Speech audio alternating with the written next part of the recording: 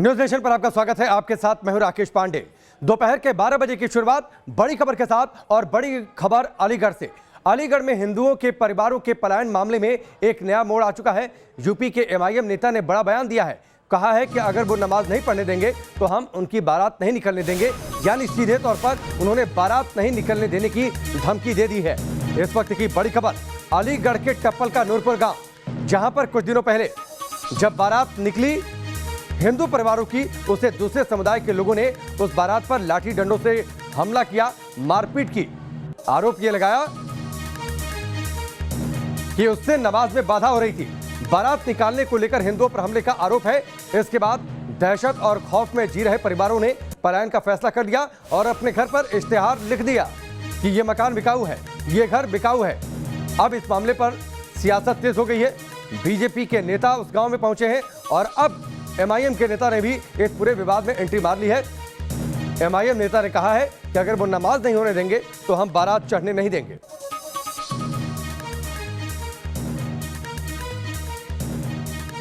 तो ये बड़ी खबर अलीगढ़ के टप्पल से। हमारे सहयोगी विद्या वहां पर पहुंच चुके हैं अलीगढ़ के टप्पल के नूरपुर गांव में। उनका हम रुख करें, लेकिन उससे पहले एक रिपोर्ट आप देखिए।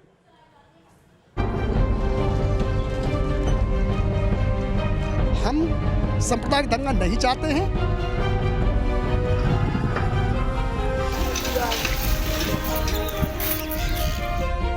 भाईजान क्यों बयान दे रहे भड़काऊ?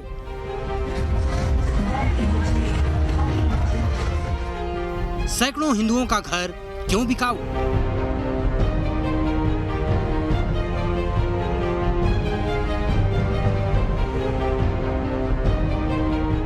ये करेंगे आते बारे कि भैया यहाँ तो छोड़ के भाग चलो यहाँ से। नमाज पर नाच, बारात पर क्यों आँच? गांव में बारात नहीं चढ़ने देते हैं मुसलमान लोग। बारात निकालने पर क्या जान से मार दोगे? हिंदू कम है और मुसलमान ज्यादा है, ये शुरू से ही तानाशाही करते आए। यूपी में हिंदुओं की जान का दुश्मन कौन? के तो गोली भी मार सके, चाकू भी मार सके। आस्था के नाम पर कौन फैला रहा है आतंक? हम तो जा रहे हैं यहाँ से गाँव छोड़ के। घर पर बिकाऊ है, सब प्लान करने के लिए तैयार है। डर लगता है। हमारी गलियों में रात को 11 बजे तक घूमते हैं। माहौल बिगाड़ने वालों पर एक्शन कब? प्लस में जिंदेरी और प्लस में गांव के लोग, मुस्लिम समाज के लोग।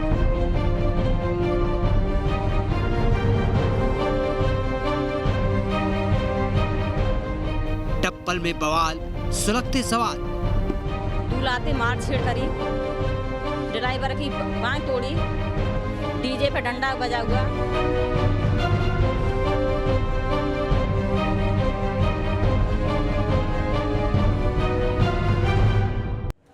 और टप्पल में इसी बवाल की ग्राउंड रिपोर्ट आपको दिखाने के लिए सीधे अलीगढ़ पहुंच चुके हैं हमारे सहयोगी विद्या। विद्या, ओवर टू यू। बहुत बहुत शुक्रिया राकेश। देखिए, हम इस वक्त उत्तर प्रदेश के अलीगढ़ में टप्पल के नूरपुर गांव में हैं और यहाँ के कुछ लोग यहाँ पर आपको तस्वीरों में नजर आएंगे। मैं कहूँगा अपने कैमरामैन से, वीडियो जर्नलिस्ट से कि आप एक बार दिखा दीजिए। दरअसल अगर वैसे आप इस गांव में आते हैं तो आपको कुछ समझ में नहीं आएगा कि इस गांव में हो क्या रहा है, चल क्या रहा है। हालांकि हाल ही में जो एक घटना घटी है, उस घटना के बाद ये गांव जो है सुर्खियों में है और पूरे हिंदुस्तान में इस गांव को लेकर बातें हो रही हैं। घटना ये घटी कि एक बारात को घोड़ी नहीं चढ़ने दी गई और जो यहाँ के लोग हैं, जो मुस्लिम समुदाय के लोग हैं, उन्होंने दंगा फसाद किया, हंगामा किया, मारपीट की उन्होंने। लेकिन सवाल ये नहीं है, सवाल ये है कि आखिर यहाँ जो हिंदू समुदाय के लोग रहते हैं उनके लिए रहना मुश्किल क्यों हो गया है। सवाल ये है कि यहाँ के जो लोग हैं उनको डर क्यों लगता है। सवाल ये है कि जहाँ पर मुस्लिम बहुल हैं, हिंदू जहाँ पर माइनॉरिटी में है जिस इलाके में, उस इलाके में लोग परेशान क्यों होने लगते हैं, हिंदू परेशान क्यों होने लगते हैं। सवाल यह है कि कैराना और मेरठ के बाद क्या अलीगढ़ में ये गांव अब हिंदुओं के रहने लायक नहीं बचा है। सवाल यह है कि हिंदू क्या इस गांव को छोड़कर चले जाएं, क्योंकि यहाँ के जो हिंदू हैं उन्होंने अपने घर के बाहर लिख दिया, जैसा कि हमने आपको रिपोर्ट में भी दिखाया और मेरे ख्याल से आप देख भी रहेंगे तस्वीरों में, विजुअल में। यहाँ के हिंदुओं ने अपने घर के बाहर लिख दिया कि हमारा मकान बिकाऊ है, हम अपना मकान बेचकर जाना चाहते हैं। सवाल ये है कि आखिर ये लोग क्यों अपना मकान बेचकर जाना चाहते हैं? क्यों आप लोग अपना मकान बेचकर जाना चाहते हैं? इसलिए मकान बेचकर जा रहे हैं साहब हम, कि ये लोग हमको बहुत बड़ा परेशान कर रहे हैं। हमारी बहन बेटी की बारात नहीं चढ़ने दे रहे हैं ये लोग, और बीच बीच में दंगा फसाद करते हैं, हमको मारने की धमकी देते हैं, और ये कहते हैं कि हमारे ही समुदाय में मिल जाओ आप लोग।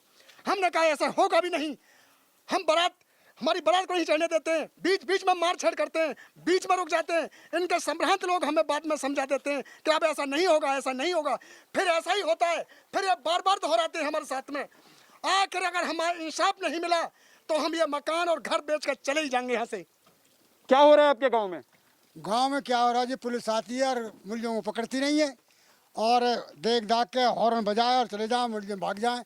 अगर योगी जी चाहें तो एक दो घंटे के अंदर पूरे अरेस्ट कर सकते हैं पुलिस, इनको पूरे आतंकवादी जितने भी है गए।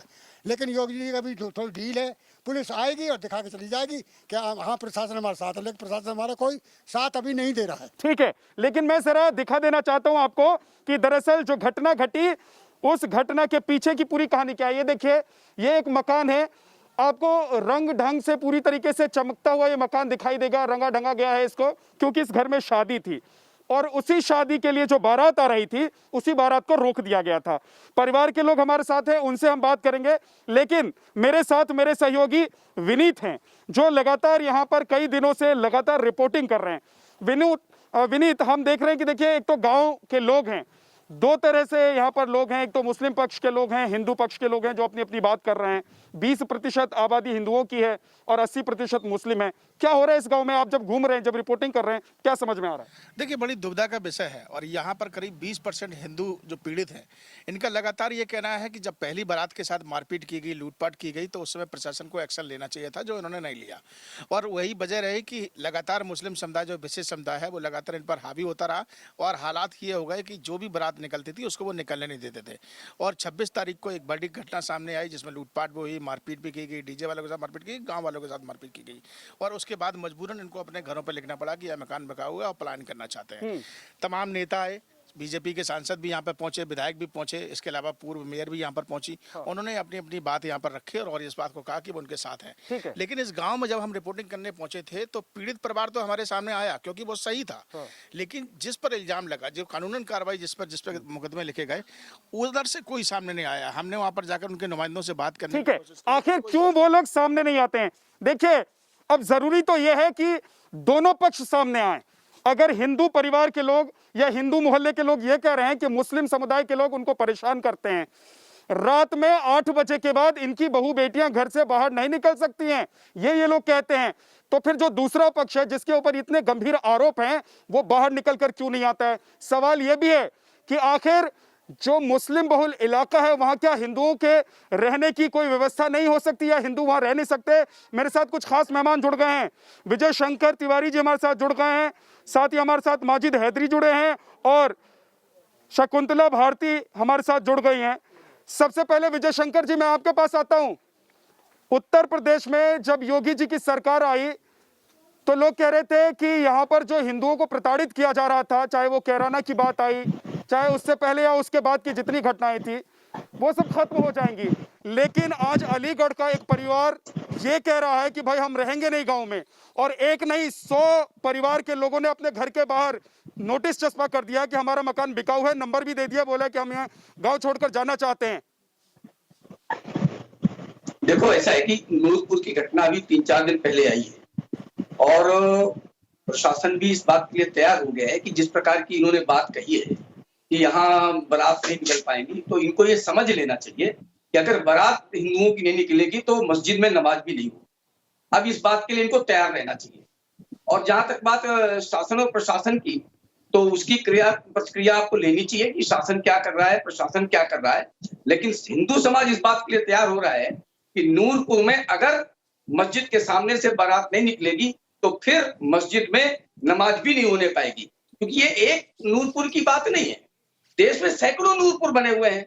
मेवात में आप जाकर देख लीजिए, जाकर के पश्चिम बंगाल में क्या हो रहा है ये देख लीजिए आकर के। इनकी मंशा हमें समझ में आ रही है, ये सोच क्या रहे हैं। और ओवैसी जैसे लोग दूसरा जिन्ना बनने की कोशिश कर रहे हैं, यानी भारत के बंटवारे की रूपरेखा बनाने की कोशिश कर रहे हैं, जो अब सफल नहीं होगी, क्योंकि अब ये वो लोग नहीं है जो इनकी बंटवारे की थोथी बातों के पीछे आ जाएंगे। अब हिंदू समाज इनको मुंह तोड़ जवाब देगा। और दूसरी बात ये है, ये देश के सामने दो तीन चित्र भी सामने आए हैं। समझना चाहता हूं, क्योंकि यहाँ इस गांव में मैं घूम रहा हूं, जब से मैं आया हूं तब से लगातार लोगों से बात हो रही है। मैं ये समझना चाहता हूं कि आखिर क्या ये हिंदुस्तान है या पाकिस्तान है कि जहां पर मुस्लिम बहुल हो जाएंगे वहां से हिंदुओं को माइग्रेट करना पड़ेगा, विस्थापित होना होगा। वहां हिंदू ठीक से रह नहीं सकते, वहां उनकी बेटी और बहुएं जो हैं वो सुरक्षित नहीं रह सकती। माजिद हैदरी, मैं आपके पास आता हूं, इस बात का जवाब दीजिए जब असदुद्दीन ओवैसी की पार्टी के एक नेता कहते हैं कि नमाज तो हम पढ़ेंगे, नमाज को पढ़ने से आप हमें रोक नहीं सकते, लेकिन घोड़ी हम चढ़ने नहीं देंगे। घोड़ी अगर आपको चढ़नी है तो पहले इजाजत लीजिए। क्या इजाजत लेकर, असदुद्दीन ओवैसी से इजाजत लेकर यहाँ हिंदू लोग घोड़ी चढ़ेंगे, शादी करेंगे?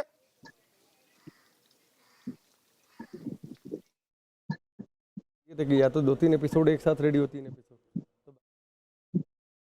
का तो आदत है कि बेगानी शादी में अब्दुल्ला दीवाना, असदुद्दीन ओवैसी हर जगह अपनी नाक डालना चाहते हैं। लेकिन हमें पहले यह समझना होगा, क्या यूपी जैसे राज्य में इस वक्त कोई शादी हो सकती है? वहां तो बर्बादी जो इस वक्त मची है कोरोना की वजह से, कि हमारे हिंदू हजारों भाइयों के शव गंगा किनारे दफनाए गए, हजारों हिंदू भाइयों के शव हर रोज गंगा में बहाए जाते हैं। जो वहां सरकार ने जो वहां हाल बना रखा है मेरे हिंदू भाइयों का, मुसलमान भाइयों का, हर एक को इस वक्त अपने घर के बाहर लिखना चाहिए कि मेरा घर बिकाऊ है।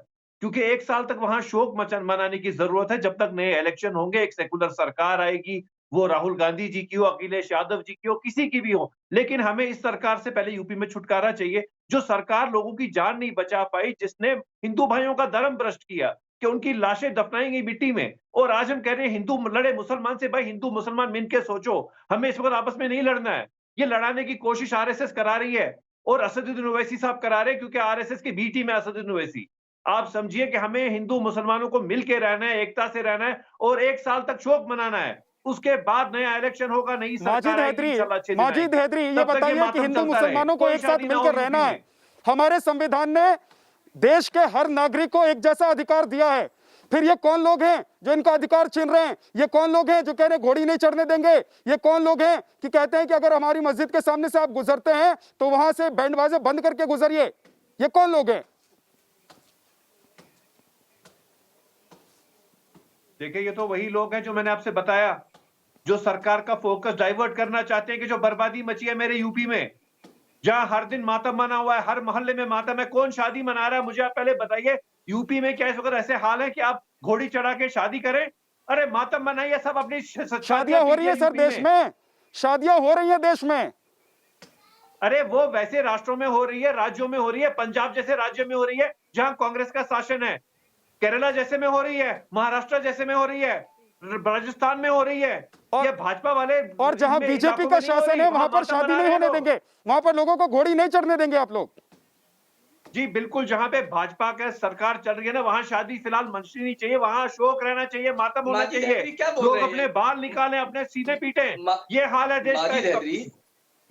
माजिद हैदरी, आप महाराष्ट्र की बात कर रहे हैं, आप केरल की बात कर रहे हैं, आप छत्तीसगढ़ की बात कर रहे हैं, आप पंजाब की बात कर रहे हैं। सबसे ज्यादा रेशियो कोरोना का इन्हीं प्रदेशों में है, मरने वालों की संख्या भी इन्हीं प्रदेशों में है। और आप कह रहे हैं कि हिंदू मुस्लिम साथ मिलकर रहेंगे। आपको पता है कि जहां पर मुस्लिम आबादी थोड़ी भी बढ़ जाती है वहां हिंदुओं को रहना मुश्किल पड़ जाता है। ये अब आप जो टीवी के सामने बोलते हैं माजिद हैदरी, ये जनता के गले नहीं उतरता है। आप उस तरफ उकसाने की कोशिश करते हैं कि मुजफ्फरनगर हो जाए, एक बार फिर अहमदाबाद हो जाए। अगर कर्णावती और मुजफ्फरनगर हो जाएगा तो माजिद हैदरी आपकी भाषा बदल जाएगी। आप एक तरफ कहते हैं कि हमें बड़ा डर लग रहा है, यानी इस देश में मुसलमान डरा हुआ है। ये डरा हुआ मुसलमान ऐसा होता है जो माजिद हैदरी नहीं बोलेंगे। आज माजिद हैदरी नहीं बोलेंगे क्योंकि इनको पता है कि आज अगर ये बोलेंगे तो इनका समुदाय ही इनके खिलाफ खड़ा हो जाएगा, इसलिए आज ये नहीं बोलेंगे। मैं जरा कुछ लोगों ने जो यहाँ की बातें बताई हैं वो अपने दर्शकों को सुनवाना चाहता हूँ, आप लोग भी सुनिए।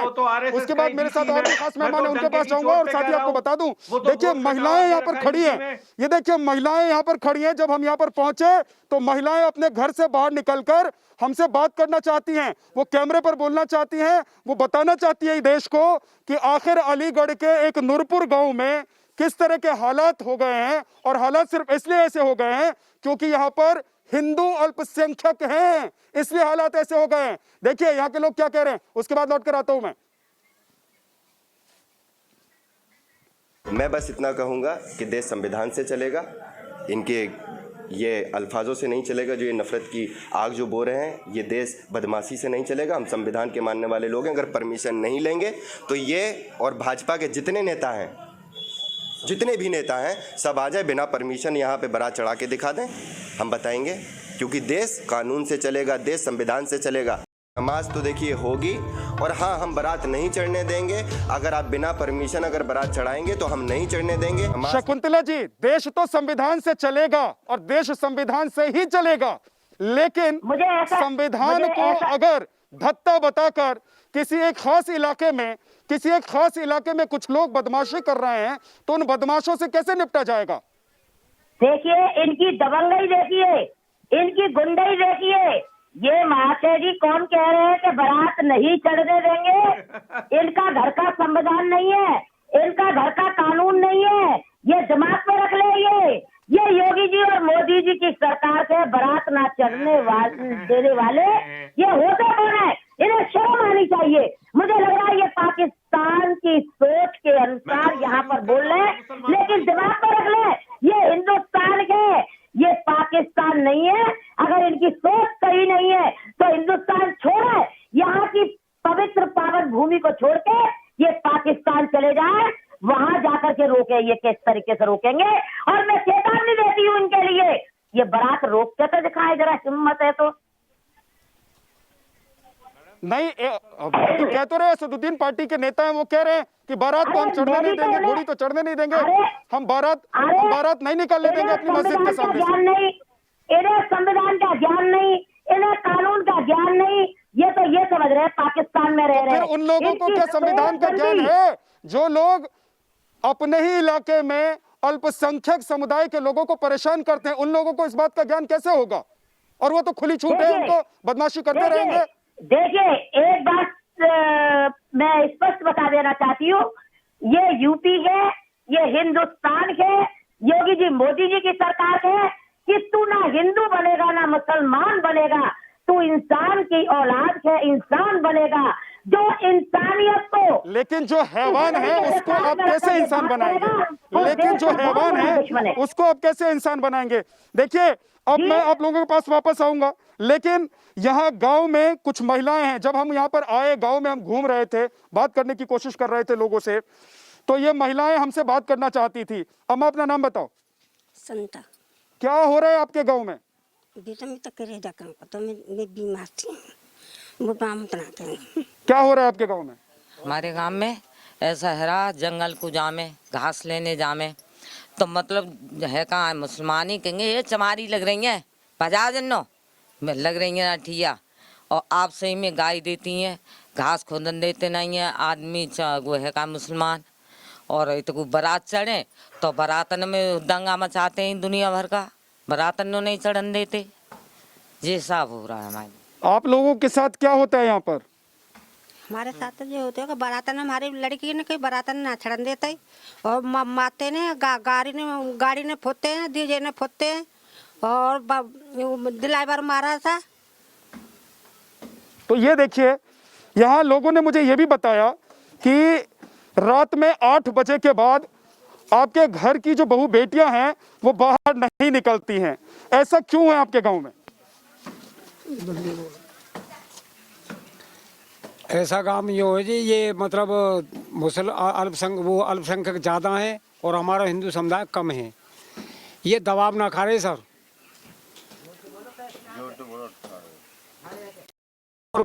इन अब हमारा ये है कि हमारे से में जो 6 बार दंगारे और हरपति जो कर दे गए, अब हमारा वैसे एक ही वो है कि हम सुरक्षित अपने को यूँ महसूस ना कर रहे कि जितने इनके जो नाम है इनको मतलब पकड़वाया जाए, तुरंत अरेस्ट करवाया जाए। जो कोई भी मतलब जब हम सुरक्षित रह सकें, जब तक ये पकड़ने ना जाएंगे तब तक हम सुरक्षित नहीं होंगे, हम अपने को सुरक्षित महसूस नहीं करेंगे। बताइए क्या हो रहा है आपके गाँव में? साहब जो है का बारात नहीं चढ़न दे रहे और दंगों करें, और जब तक वो अरेस्ट ना है जाएंगे जब तक हम संतुष्ट नहीं बैठेंगे हम। ठीक है, अब देखिए आप लोगों के सामने ही मैं उस शख्स से बात करने जा रहा हूं जो लगातार टेलीविजन पर यह कह रहा है कि हम नमाज पढ़ेंगे, हमें कोई रोक के दिखाए, हम घोड़ी नहीं चढ़ने देंगे और उसके लिए परमिशन आपको हमसे लेनी पड़ेगी।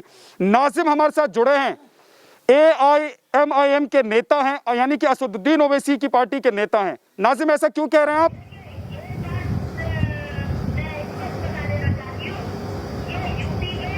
क्या कह रहे हैं?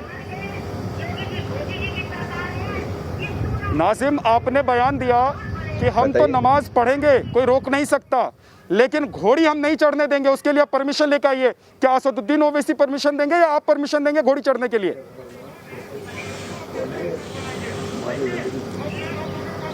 आप, भारत के अंदर एक कानून है और कानून के तहत बहुत सारे रास्ते हैं परमिशन लेने के। आप प्रशासन से परमिशन लीजिए, ठीक है। आप सैयद नाजिम अली से परमिशन क्यों लेंगे? आप प्रशासन से परमिशन नहीं ले सकते। क्यों लेंगे? कौन होते हैं आप जिनसे परमिशन लिया जाएगा? कानून क्या है, गाइडलाइन क्या जारी हुई है? आप पत्रकार हैं, आप बताइए मुझे। नहीं, आप ये बताइए, गाइडलाइन आप तय करेंगे या यहाँ प्रशासन तय करेगा? गाइडलाइन या नाजिम से लेंगे? यहाँ का प्रशासन तय करेगा गाइडलाइन या आप तय करेंगे या आपकी पार्टी तय करेगी? तो उत्तर प्रदेश में गाइडलाइन क्या है? गाइडलाइन जारी हो चुकी है, गाइडलाइन जारी हो चुकी है, आपको परमिशन लेनी होगी। आप तय करेंगे कि प्रशासन क्या करेगा? आप तय करेंगे किसके घर में शादी होगी? आप तय करेंगे कौन घोड़ी चढ़ेगा? प्रशासन तय करेगा, प्रशासन तय करेगा, प्रशासन तय करेगा, प्रशासन तय करेगा। चीखने से कुछ नहीं होता है। नहीं तो आप लोग फिर ये मानिए कि भड़काने के लिए ऐसी बातें करते हैं। आप लोग इसका मतलब भड़काना चाहते हैं अपने समुदाय के लोगों को, उनको उकसा रहे हैं कि अभी तक तुम प्रताड़ित करते रहे हो और भी प्रताड़ित करो। आप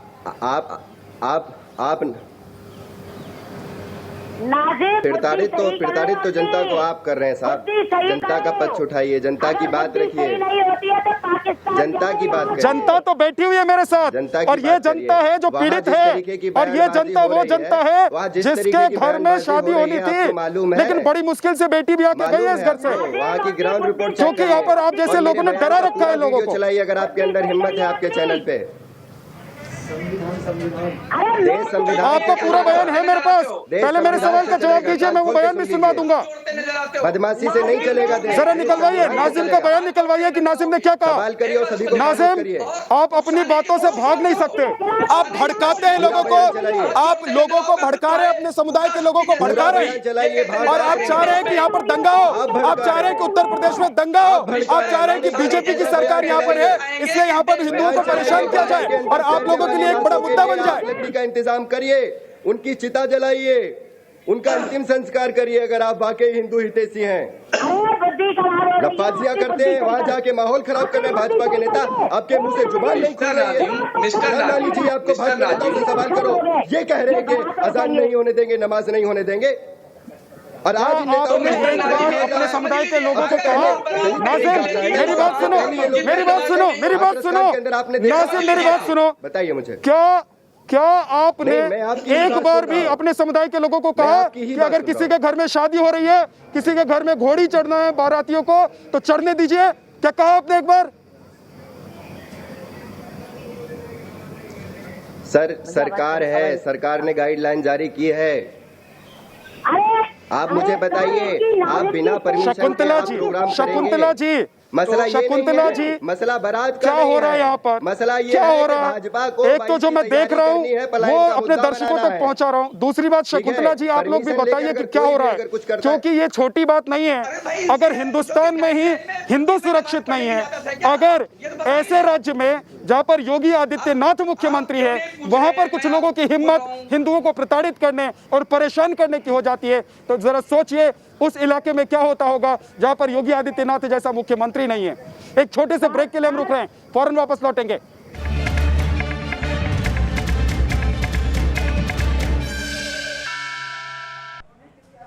ब्रेक के बाद चलिए आगे बढ़ते हैं। ब्रेक से पहले आप सीधे रिपोर्ट देख रहे थे, ग्राउंड रिपोर्ट अलीगढ़ के टप्पल के नूरपुर गांव से, जहां पर हमारे सहयोगी विद्या मौजूद थे और उन लोगों के बीच मौजूद थे, उन हिंदू परिवारों के बीच मौजूद थे जो खौफ में है, जो दहशत में है, और खौफ और दहशत के मारे वो इस गांव को छोड़कर जाना चाहते हैं। उन्होंने अपने घर पर इश्तिहार चस्पा कर दिए हैं कि ये घर बिकाऊ है, ये मकान बिकाऊ है। सवाल तो ये उठता है कि हिंदुस्तान के एक शहर के एक गांव में आखिरकार ऐसे हालात कैसे बने कि एक आबादी को इस तरीके से खौफ और दहशत के साए में अब अपना जीवन गुजर बसर करना पड़ रहा है। ये 3 सहयोगी इस वक्त जो हमारे साथ जुड़े हुए और मेहमान जो जुड़े हैं उनका परिचय भी आपसे करवाते हैं। विजय शंकर तिवारी, प्रवक्ता बीएचपी के, माजिद हैदरी हमारे साथ जुड़े हैं जो कि राजनीतिक विश्लेषक के तौर पर, शकुंतला भारती पूर्व मेयर हैं अलीगढ़ की, और सैयद नाजिम अली हैं जो कि नेता हैं MIM के। सबसे पहले नाजिम साहब आपके पास आता हूं, आपने 2 की धमकी दी है, बारात निकलने नहीं देंगे।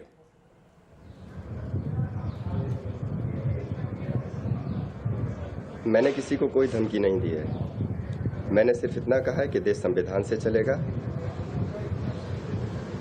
और उस संविधान ने नाजिम साहब आपको यह अधिकार दिया है कि आप तय करेंगे किसी की बारात निकले या ना निकले।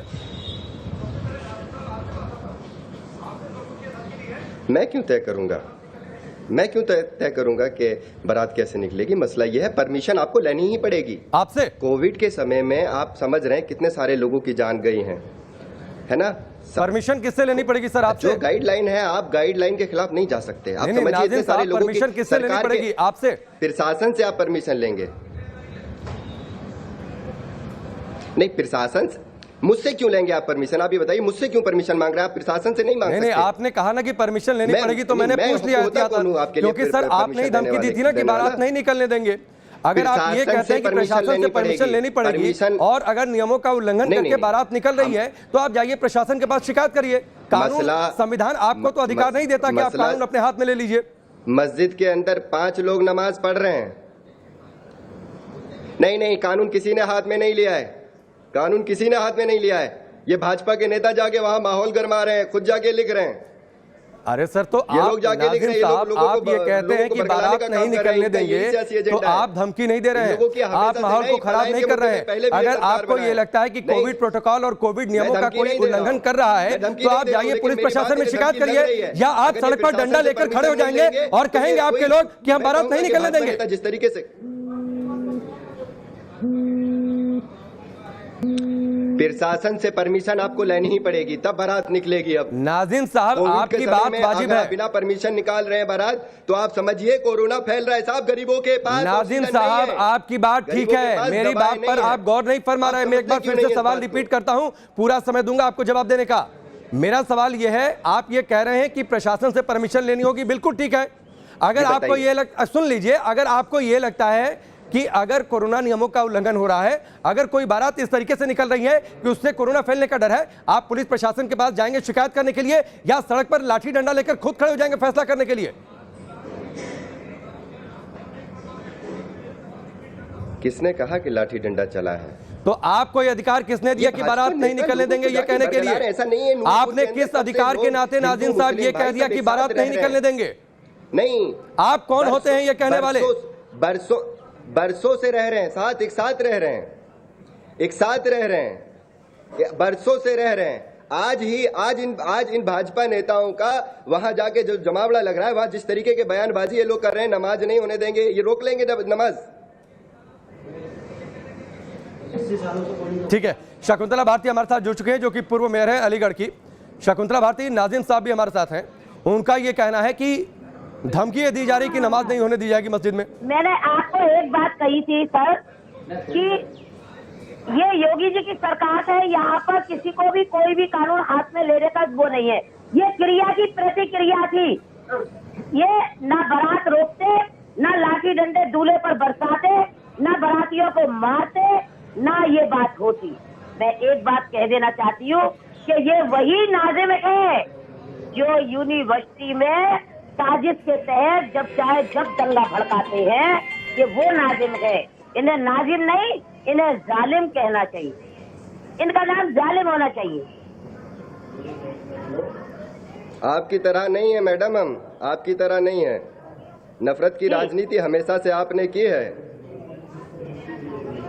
आप कौन बोल रहे हैं नाजिम भाई? अगर हिंदूवादी नेता लिखती हो खुद के लिए तो पहुंचो मैडम उन्नाव। 5 साल का मेयर, मैडम आप उन्नाव जाइए प्लीज। शकुंतला भारती का please madam please. Shakuntala Bharti ने 5 साल का जो कार्यकाल किया है, ना हिंदू देखा, ना मुसलमान देखा, ना सिख देखा, ना ईसाई देखा। विकास के काम किए, अपना नजरिया बदलिए। हमारे सोच को बदलोगे तो सितारे बदल जाएंगे, नजर को बदलो तो नजारे बदल जाएंगे। नाज़िम, नहीं, नजरिया ये आप बदलिए हिंदुस्तान मैडम, है, ये नजरिया आप पाकिस्तान बदलिए, नहीं है। तो बारात नजरिया रोकेंगे। आप बदलिए अरे मैडम। अगर हिम्मत आप दिख रहा है कि वहाँ पे तो आप बारात रोक नमाज के नहीं होने दिखा दें, देंगी, हम आप बताएंगे। रोकेंगी। कितनी बड़ी हिम्मत मैं कह रहा हूँ है आपसे, आप रोक के दिखाइए नमाज, आप अरे हम रोकेंगी क्यों नमाज, रोकेंगे? अरे सुनिए नाजिम, ए नाजिम, आप रोकेंगी? तुम लाठी डंडे आप कौन है? बरसाओगे, आप है कोर्ट ना? है? हम आप कोर्ट है? पिटेंगे, पिटेंगे आप हिंदू, रोकेंगी? घर छोड़ेंगे। आप कौन है? आप घर 5 छोड़ेंगे? लोगों के लिए जब हिंदुओं प्रशासन ने को परमिशन दी है, हम नमाज हिंदुओं पढ़ेंगे, को तुम नहीं रोक पिटवाएंगे। सकती। आपके अरे तुम नहीं रोक कान जो है सकती। पाकिस्तान से जुड़े हुए आपका हैं, सिर्फ यही और काम रह आपकी गया है सोच मैडम। सही नहीं है, आपका नजरिया सही नहीं है नाजिम। अरे मैडम, मैडम नेपाल, मैडम, हम हिंदू, सुनिए मैडम, योगी जी की आपका सरकार नजरिया है। सही नहीं यहाँ है। हिंदू मुसलमान में कोई फर्क आज नहीं है। आपका इतनी दलित योजना प्रेम है, आपके अंदर ये जाग रहा इतनी है। योजना है। जब अरे हाथरस दलितों के पे अंदर दलित अत्याचार बेटी करने को वाले रात के 2 जालिमों, बजे जला दिया तुम्हें गया, किसी तब कीमत आपका पर जुबान नहीं बर्दाश्त खुला, करेंगे हम। तब आपके मुंह से एक दलितों अल्फाज पे नहीं निकला। अत्याचार करोगे तो आज तुम्हारा दलित प्रेम जाग रहा है। अरे प्रेम हमेशा से जागा है। नूरपुर के हम अंदर देश दलित के मुस्लिम वासी सब हैं, एक जिस साथ देश रहते हैं, में एक साथ गंगा रहेंगे, बहती है। एक यहाँ साथ हिंदू रहेंगे, मुस्लिम सिख ईसाई सब बराबर है, एक साथ हम रहेंगे सबको मैडम। बराबर मानते हैं। योगी जी, मोदी जी की सरकार के इतनी योजनाएं चली, इतनी योजनाओं में सबसे ज्यादा एक मिनट, शकुंतला भारती जी और नाजिम साहब, एक मिनट आप दोनों लोग जाइए। विद्या भी हमारे साथ जुड़ चुके हैं, उनका रुख करेंगे, लेकिन एक मिनट नाजिम साहब एक मिनट, मैं ये बात कहते हुए रुक करता हूं विद्या का कि नाजिम साहब, आपने कहा कि इन लोगों ने आपकी नमाज रोकी, तो आप इनसे लाठी डंडा, आप मारपीट करेंगे, आप प्रशासन के पास नहीं जाएंगे कि आपके नियमों के तहत हम नमाज अदा कर रहे थे और हमारी नमाज में बाधा डाली गई? झूठ बोल रहे नासिम। विद्या, राकेश सरासर झूठ बोल रहे हैं नाजिम। नाजिम के पास अब अपनी बात को छिपाने का और इन लोगों पर आरोप मढ़ने का और कोई चारा नहीं है, इसलिए नाजिम कह रहे हैं कि यहाँ के लोगों ने इनकी नमाज रोक ली।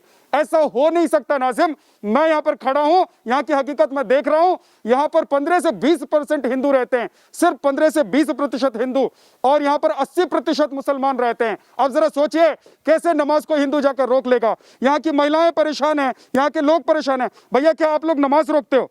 अजी कभी नहीं हुआ ऐसा, तो कभी नमाज नहीं रोकी, कभी नमाज नहीं रोकी, कभी नहीं रोकी साहब, आज तक नहीं रोकी नमाज। तो हमारे हिंदू की बारात नहीं चढ़न देते हैं घोड़ी, और डीजे भी तोड़ दिया था। क्या कह रहे हो? 3 बजे कौन सी नमाज को टाइम है जो 3 साढ़े 3 बजे हमारी बारात चढ़का रही, वहाँ को आरोप लगाया जा रहा हो दिन में? बताओ कौन सा 3 बजे कौन सी नमाज हो? बोलो नासिम जी, बताइए 3 बजे कौन सी नमाज पढ़ रहे थे कि उसे रोक दिया? कौन सी नमाज पढ़ रहे थे आप लोग? आप लोग देश में दंगा कराना चाहते हैं? आप लोग उत्तर प्रदेश में चाहते हैं योगी की सरकार है तो यहाँ पर दंगा करा दें? 3 बजे जो चाहो मेरे बयान को भी तोड़ के दिखा दिया, हिम्मत है तो पूरा बयान दिखा दीजिए शुरू से लेकर लास्ट तक का, हर बातों को तोड़ मरोड़ प्रकाशित करते हो, शर्म नहीं आती है। मैं आपका बयान सबसे पहले दिखाता हूँ, मैं सबसे पहले आपका बयान दिखाता हूँ, क्योंकि आप 1 नंबर के झूठे हैं, आप झूठ बोलते हैं, आप झूठ बोलते हैं। आपने अपने बयान में कहा कि नमाज हम पढ़ेंगे, हमें नमाज पढ़ने से कोई रोक नहीं सकता। आपने कहा कि अगर इन्हें घोड़ी चढ़नी है तो परमिशन लेनी पड़ेगी। आप कौन होते परमिशन देने वाले? मैं आपका बयान सुनवाता हूँ, पहले सुनवाइए इनका बयान, नासिम को बयान सुनवाइए। आप लोग, मैं बस इतना कहूंगा कि देश संविधान से चलेगा, इनके ये अल्फाजों से नहीं चलेगा जो ये नफरत की आग जो बो रहे हैं, ये देश बदमाशी से नहीं चलेगा। हम संविधान के मानने वाले लोग हैं, अगर परमिशन नहीं लेंगे तो ये और भाजपा के जितने नेता हैं, जितने भी नेता हैं, सब आ जाए बिना परमिशन यहाँ पे बारात चढ़ा के दिखा दें, हम बताएंगे, क्योंकि देश कानून से चलेगा, देश संविधान से चलेगा। नमाज तो देखिए होगी, और हाँ, हम बारात नहीं चढ़ने देंगे। अगर आप बिना परमिशन अगर बारात चढ़ाएंगे तो हम नहीं चढ़ने देंगे। नमाज ये जो ढोंगी, ये आप 1 नंबर के ढोंगी है नासिम, आप ढोंगी बात कर रहे हैं। आप एक तरफ कह रहे हैं कि देश संविधान से चलेगा, संविधान से चलेगा, और दूसरी तरफ आप कह रहे हैं कि घोड़ी नहीं चढ़ने देंगे, शादी नहीं करने देंगे। बीजेपी के नेता आए और घोड़ी चढ़ के दिखाएं, ये आपका ढोंग है। संविधान से चलेगा और कानून ये आपका ढोंग है। लेनी ही पड़ेगी। आप ढोंग कर रहे हैं, आप बात को गलत तरीके से प्रकाशित कर रहे हैं। नासिम, परमिशन आपसे लेंगे क्या? रियासतुद्दीन ओवैसी से हैदराबाद जाके लेंगे? पहले भी आज से आप कौन होते हैं? आप कौन होते हैं ये तय करने वाले कि कौन क्या परमिशन लेकर आया है? आप पुलिस है, दरोगा है, डीएम है, एसडीएम है, क्या है आप? क्यों आप देश को नफरत आप क्या हैं? देश के अंदर ऑक्सीजन आप हैं क्या? देश के अंदर आप हैं क्या? आप हैं क्या? आप कौन है बताने वाले कि परमिशन किसने लिया कि नहीं लिया? आप कौन है बताने वाले? आप आग लगाने वाले कौन है? आप जब ये कहते हैं कि हम घोड़ी नहीं चढ़ने देंगे, जब आप ये कहते हैं कि हम शादी नहीं होने देंगे, तो आपके समुदाय के लोग यहाँ पर उपद्रव करते हैं, मारपीट करते हैं। वीडियो काटो, छोटा छोटा करो। एक नंबर के झूठे हैं आप एक नंबर के झूठे हैं। आप जैसे लोग इस देश में आग लगाना चाहते हैं, आप जैसे लोग इस देश को संविधान से नहीं चलने देना चाहते हैं, आप जैसे लोग इस देश को शरियत से चलाना चाहते हैं, आप लोग शरियत से चलाना चाहते हैं आप लोग इस देश को। चाहते हैं, मैं कहना चाह रहा हूँ कि आप भाजपा से मिलकर भड़काना चाहते हैं। आप लोग चाहे देश में किसी की भी सरकार हो, आप लोगों ने तय कर के रखा है कि हम आपके जैसे कुछ लोग हैं देश में। मैं आपके जैसे लोगों की बात कर रहा हूं, मैं पूरे समुदाय की बात नहीं कर रहा हूं, लेकिन आपके जैसे कुछ लोग हैं जिन्होंने ये तय करके रखा है कि आग लगाएंगे और आग लगाकर राजनीतिक रोटी सेकेंगे। ये आप जैसे लोग करते हैं। मैं यहाँ की महिलाओं से बात करवाता हूँ। मैं अपने दर्शकों को कहूंगा कि मैं कुछ नहीं बोलना चाहता हूं और मुझे बोलना नहीं चाहिए, क्योंकि मैं तो सीधे सीधे खड़ा हूं जहां पर ये सब कुछ हुआ है। यहाँ की महिलाएं, इनसे बात करते हैं। माता जी, क्या होता है आप लोगों के साथ, जरा बताइए। मेरी 2 बेटी जी, और मेरा बारात चढ़ के आ रही वहाँ थे, तो मेरे आदमी के डंडा मारो, गट्टा तोड़ दो, और महजत में तो डंडा लेकर रहे और सवारी बारात पे हमला कर दो। आपकी ही बेटी की शादी? मेरी बेटी 2, मेरी बेटी की शादी 26 तारीख को, और मेरी बेटी न की बारात चढ़ के आ रही तो हमला कर दो, डंडा जहाँ ते गए कि बारात में लड़ाई है। इसका कोई जवाब है आपके पास? है शकुंतला जी, इसका जवाब कौन देगा? मैं अपने दर्शकों को जरा दिखाना भी चाहता हूँ। देखिए कितनी तैयारी की होगी, कितने शौक से बेटी को ब्याह कर अपने घर से विदा करना चाहते होंगे। पूरा मोहल्ला इकट्ठा हुआ होगा, मोहल्ले के लोग आए होंगे। यहाँ देखिए, ये पूरे घर को रंगा गया है और दलित समुदाय के ये लोग हैं, और ये लोग जो है यहाँ पर पूरी तैयारी में थे कि दूल्हा आएगा, बारात आएगी, और जो भी विधि विधान है, जो भी यहाँ प्रशासन की तरफ से एक सिस्टम बनाया गया है, उस सिस्टम के अंतर्गत ये शादी और विवाह का जो कार्यक्रम है उसको करेंगे। लेकिन उससे पहले क्या हो जाता है, इसी परिवार के घर के लोगों को पीटा जाता है, मारा जाता है, और कहा यह जाता है कि मस्जिद के आगे से अगर आपको गुजरना है तो अपना बैंड बाजा बंद कर लीजिए। ये देखिए बहुत सारे लोग यहाँ पर बैठे हुए, यहाँ महिलाएं भी बैठी हुई है। भैया, क्या होता है आपके गांव में? जी, यहाँ पे मारपीट करते हैं ये लोग हमारे साथ में। हम वहाँ से बारात लाते हैं तो जबरदस्ती पीटते हैं ये लोग, डंडा बजाते हैं। डीजे हमारा जो निकलता है उस समय गाड़ी के शीशे तोड़ दिए गए सर वहाँ पे। और मैं एक चीज जानना चाहता हूँ भैया, मैं एक चीज जानना चाहता हूँ, ये बताइए कि क्या इस तरह की जो घटना है सिर्फ शादी ब्याह, इधर जरा देखिए ताऊ जी, इधर देखिए, क्या इस तरह की जो घटना है शादी ब्याह के टाइम पर ही होती है कि आम दिनों में भी ये लोग बदमाशी करते हैं? आम दिनों में भी बदमाशी करें। यहाँ घूमे रात को पहले घूमे यहाँ, और पहले से भी जो है का वो फैसलों कर ले में। क्या कह रहे हैं बताइए, खड़े हो जाइए जरा। पहले से ही करते हैं, और जब कोई बात आती है इनके ऊपर दबाव आता है तो प्रशासन भी छोड़ देता है सारी बातों को, और फिर फैसला कर लेते हैं, फिर वही बात हो जाती है। प्रशासन भी छोड़ देता है? प्रशासन छोड़ देता नहीं, लेकिन मैं समझना चाहता हूँ कि आम दिनों में क्या होता है। ये तो देखिए, ये तो शादी वाली घटना है, लेकिन आम दिनों में क्या होता है? कई साल से चला हुआ है यहाँ पे, पहले भी प्रहार किया था यहाँ पे, कई साल हो गई। फिर उन्होंने इन लोगों ने प्रेशर डाल करके केस भी चला, चंदा वगैरह करके वो केस भी डिसमिस करा दिया। केस भी डिसमिस हो गया। ये देखिए, लेकिन मैं एक चीज बताना चाहता हूँ, ये पैच करवाइए। मैं एक चीज बताना चाहता हूँ कि अगर इस तरह की घटना हो रही है, अगर एक समुदाय अल्पसंख्यक है, यानी कि उनकी संख्या कम है किसी भी इलाके में, तो क्या उस पर जाति होगी? और जो दूसरे समुदाय के लोग हैं, दूसरे समुदाय के रहने वाले लोग हैं, क्या वो इसका फायदा उठाएंगे? अगर ऐसा होने लगेगा तो पूरे हिंदुस्तान की हालत क्या हो जाएगी, इसका जरा आप अंदाजा लगाइए। क्या होता है आपके गांव में, हमने सुना है आप लोगों की जुबान से, आप लोगों के मुंह से, कि कुछ लोग परेशान करते हैं। कब से चल रहा है ये सब? ये 2006 से चल रहा है। अच्छा, 2006 से इनने पहले उपद्रव हुए, उसके बाद में एक बारात चढ़ी, वहाँ में उपद्रव हुए, अंशकार तोड़ी, तीसरी बारात चढ़ी तो वहाँ मार पिटाई करी, चौथी चढ़ी वहाँ में मार पिटाई करी, और 4 बारातों हमारी ये सरासर आपके सामने आया है।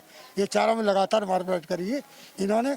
जब तक प्रशासन इन पर सख्ती नहीं, डंडा नहीं चढ़ाएगा, योगी जी डंडा नहीं चढ़ाएंगे, तब तक ये लोग मानने वाले नहीं है किसी हालत में। किसी हालत में मानने वाले नहीं है। देखिए, कुछ और लोगों से बात करते हैं, युवा है। भाई, क्या कह रहे हैं आप?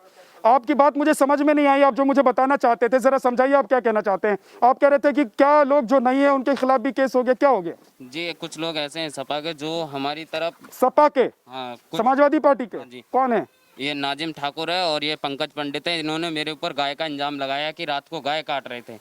पुलिस वालों के लिए मैं अपने घेर से खाट लेकर आ रहा था, इन्होंने बोला है कि वहाँ पर ये गाय काट रहे हैं और वो कह रहे हैं कि ये हमें देखकर भग गए। अगर हमने गाय काटी है तो वहाँ पर सबूत तो होना चाहिए, वीडियो तो होनी चाहिए, कुछ तो होना चाहिए।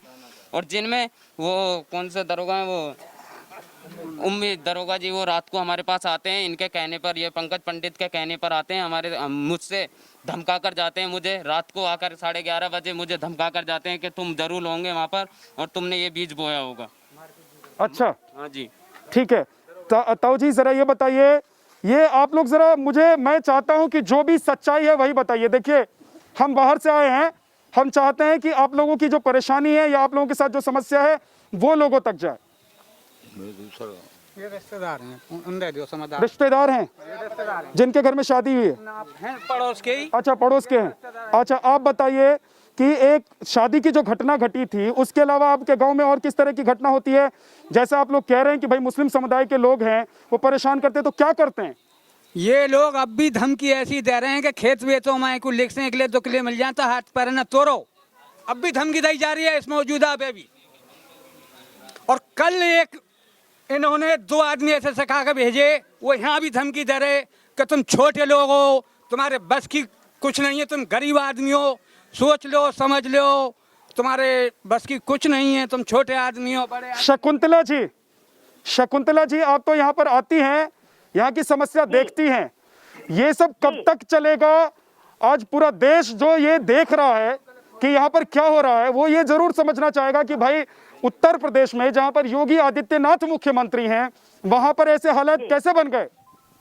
नहीं, देखिए ऐसा है कि ये आवाज अब तक हमारे कानों में नहीं आई थी, भारतीय जनता पार्टी के लोगों के कानों में नहीं आई थी। अब ये प्रकरण आया है, मोदी जी, योगी जी अपने संज्ञान में ले रहे हैं, दोषियों के विरुद्ध कार्रवाई होगी और वो जेल जाएंगे जाएंगे जाएंगे। ये कोई पाकिस्तान नहीं है, ये हिंदुस्तान है। इसलिए मैं 82 और 83 की कार्रवाई का भी आदेश दे करके आई हूँ। ये जेल की सलाखों के अंदर जाएंगे, ये आप पूर्ण रूप से विश्वास रखिए।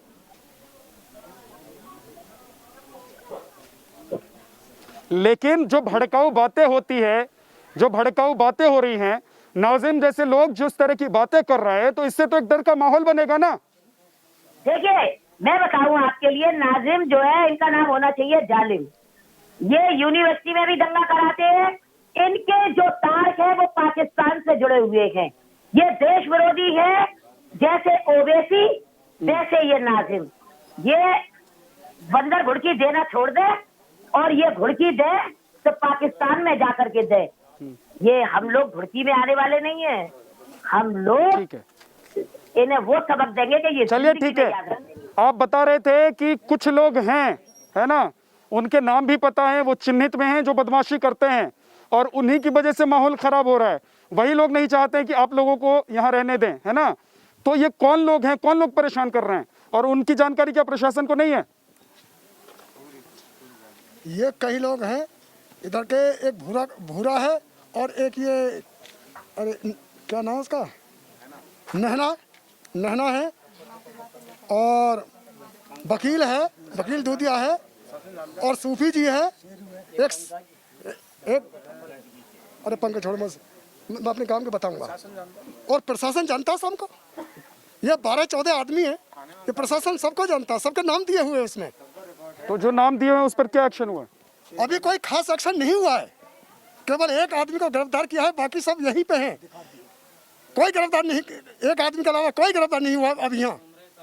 माता जी ये बताइए कि मुझे यहाँ पर पता लगा कि आप लोग रात में 8 बजे के बाद अपने घर से बाहर ना निकलते हैं, ना अपने बच्चों को निकलने देते हैं, बेटियों को, ऐसा क्यों है? डर गुस्सा भाई हो हमारे, जब ना निकलने देते है, इन पे कब मरे कटे हम, कहाँ जाए मरे कटे। नैना की मां वो कहती है कि कहते 10-15 अंडे लेके मरेगा मेरा बेटा, एक जाएगा मेरा बेटा और सवरन न लेके मरेगा। बताओ जवाब सत्य है, कैसे ना उठ रही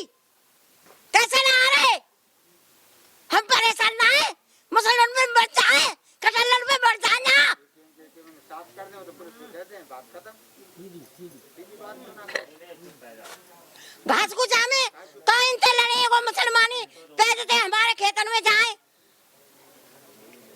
लड़े के हमारे खेतन में जामे फिर वो कजे उल्टी हमते लड़ाई करें हम लड़ना ना चाहे और खुद हमारे खेतन में जामे लड़ने के मारे और यूँ कहे का 10-20 चम्हारन मार के जम मरेगा हमारा बेटा। देखिए एक ये भी तरीका होता है जब किसी को आपको परेशान करना होता है या आपने सोचा है कि किसी खास व्यक्ति को, मान लीजिए आपके पड़ोसी के साथ ही आपकी लड़ाई हो गई, तो आप जब ये तय कर लेंगे कि उसको अपने पड़ोस में नहीं रहने देना है तो आप ज़रूरी नहीं है कि उसकी हत्या कर देंगे, ज़रूरी नहीं है उसको रोज़ मारेंगे, लेकिन स्थिति और हालात आप ऐसे बना देंगे कि आपका पड़ोसी आपके पड़ोस से मकान खाली करके भाग जाए। क्या ऐसे हालात यहाँ पर हो गए हैं? कुछ और महिलाएं हैं, बताइए आप लोगों के साथ यहाँ पर क्या समस्या है? यही समस्या है कि हमारी बेटी की शादी होती है तो ये करने नहीं देते और डीजे आते हैं, बैंड आते हैं, कुछ भी नहीं बजाने देते हैं, सड़क पे नो बोलते हैं कि सड़क पे से, और यहाँ तुम्हारा मोहल्ला यहाँ तक कुछ भी नहीं बजेगा। बिल्कुल ये दलितों का पूरा मोहल्ला है। और देखिए एक खास तरह के लोग जो है, एक खास तरह के लोग जो दलितों को लेकर सवाल करते हैं, जो अल्पसंख्यकों को लेकर सवाल करते हैं, आज उन लोगों के मुंह पर पट्टी बंध गई है, वो लोग चुप हो गए। विनीत, मेरे सहयोगी लगातार यहाँ से रिपोर्टिंग करते रहे। विनीत, मैं संक्षेप में चाहता हूँ कि अब आप बताइए कि जब आप पहली बार यहाँ आए और अब खड़े हैं, इस बीच में क्या हालात यहाँ पर बदले हैं, आपने क्या महसूस किया? देखिए कोई हालात बदले हुए नजर नहीं आए। लगातार यहाँ लोग आए, राजनेता आए, उन्होंने समझाने का प्रयास किया और अपने अपने तरीके से इन लोगों को अपनी बात बताई। लेकिन यहाँ सबसे बड़ी गलती प्रशासन की है। अगर प्रशासन चाहता तो जब पहली बार बारात में इन्होंने इन हिंदू परिवारों ने शिकायत की थी, कार्रवाई करता तो शायद ये हालात पैदा ना होते। लगातार उनकी सुनवाई हो रही है, इनकी तरफ से कोई सुनवाई। ये समझ में आया विनीत कि जो मुस्लिम समुदाय के लोग हैं उनको दिक्कत क्या है, आखिर वो क्यों हिंदू समुदाय के लोगों को परेशान करते हैं? देखिए जैसा कि मेरी ग्रामीणों से बात हुई पिछले 4 दिन से, अगर हम ऑफ द रिकॉर्ड भी बात करें या ऑन द रिकॉर्ड भी करें, तो इनका ये कहना है कि सिर्फ मात्र जो संख्या है इनकी वो 15 से 20% है। वो चाहते हैं ये 15 से 20% लोग भी यहाँ से पलायन कर जाएं और उसके बाद ये पूरा चाहे से पाकिस्तान बनाए या कुछ भी बनाए, मतलब चाहते हैं कि पूरे इस गाँव पर उनका एक छत्र राज हो। हालांकि अभी जैसा कि ग्रामीण हमको एक बात और बता रहे थे कि ये संख्या जो मुस्लिम की है ये अभी पिछले 2-4 सालों में बढ़ी है। ठीक है, लेकिन देखिए ये संभव नहीं है विनीत कि हिंदुस्तान में पाकिस्तान जैसे हालात हो जाए। ये संविधान से चलने वाला देश है, अगर कहीं परेशानी हुई है तो उसके लिए सरकार है, सिस्टम है। लेकिन सवाल ये है कि जहां पर आपका बल ज्यादा होगा, यानी कि आपकी संख्या ज्यादा होगी, जहां आप ज्यादा शक्तिशाली होंगे, तो क्या आप दूसरे लोगों को प्रताड़ित करेंगे, पीड़ित करेंगे, वहां से उनको भगाने की कोशिश करेंगे? ये संभव नहीं है। अगर ऐसा होगा तो पूरे देश में बहुत बुरे हालात हो सकते हैं। इसीलिए ये देश और यहाँ का संविधान कहता है कि सभी लोग मिलजुल कर रहें। अभी यहाँ से नूरपुर से इतना ही, लेकिन इस बड़ी खबर पर लगातार हम बने रहेंगे और यहाँ पर और भी जो अपडेट होगा वो भी आप तक हम पहुँचाते रहेंगे। देश और दुनिया की बाकी खबरों के लिए आप न्यूज़ नेशन देखते रहिए।